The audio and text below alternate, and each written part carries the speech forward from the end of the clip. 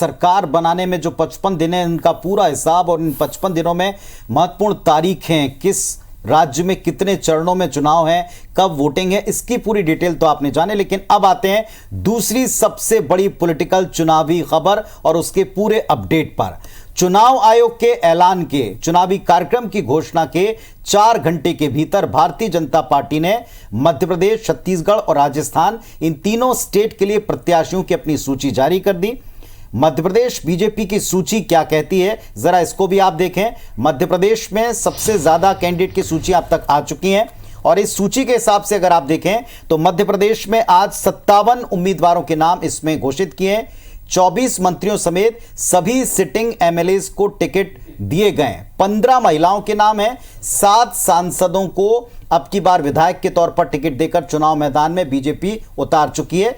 136 नाम कुल मिलाकर इन 4 सूचियों में शामिल हो चुके हैं और अब 230 में से 94 सीटों पर उम्मीदवारों की घोषणा मध्य प्रदेश में बची है। तो एक तरफ बीजेपी ने जहां 57 उम्मीदवार घोषित कर दिए मध्य प्रदेश में, तो छत्तीसगढ़ में भी 64 उम्मीदवार बीजेपी ने घोषित कर दिए हैं और कुल मिलाकर जो आंकड़ा है ये 85 तक जा पहुंचा है, क्योंकि दूसरी सूची में 9 महिलाओं को टिकट मिला है। कुल अब तक 14 महिला को टिकट दे चुकी है बीजेपी और पहली सूची में 5 महिलाओं को टिकट मिल चुका था।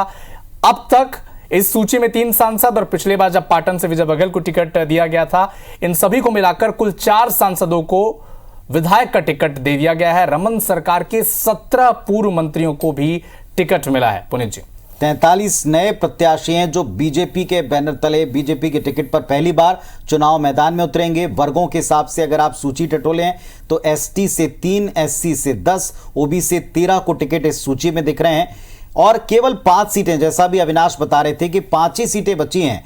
पहली सूची के जो 21 कैंडिडेट और दूसरी सूची में जो आज नाम घोषित किए छत्तीसगढ़ के 64, इसको मिला के 85, 90 में से 85 नाम आ चुके हैं और ये जो 5 सीटें बची हैं ये हैं पंडरिया, बेमेतरा, अंबिकापुर, कसडोल और बेलतरा। इन पर ही कैंडिडेट के नाम बचे हुए हैं। केवल आप इन्हीं सीटों के ऊपर देखेंगे कि बीजेपी अभी भी मंथन मोड में ही दिखाई पड़ती।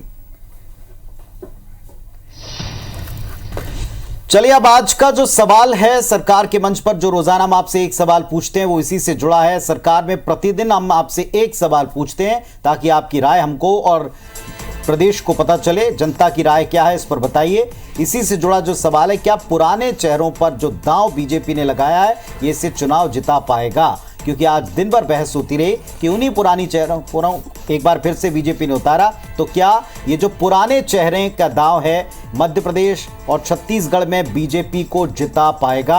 हाँ या ना 2 ऑप्शन हैं। इन पर आपकी राय जो भी होगी सरकार के मंच पर हम बताएंगे। सोशल मीडिया प्लेटफॉर्म आईवीसी के आपको वेलकम करते हैं, स्वागत करते हैं। आइए और फौरन आप इस पर अपनी राय रखिए। बिल्कुल, और इस पोल का रिजल्ट इसी बुलेटिन के आखिरी में हम आपको बताने जा रहे हैं, तो सोशल मीडिया पर इस सवाल का जवाब दीजिए और बताइए कि क्या पुराने चेहरों पर दांव लगाकर बीजेपी चुनाव जीत सकती है क्या?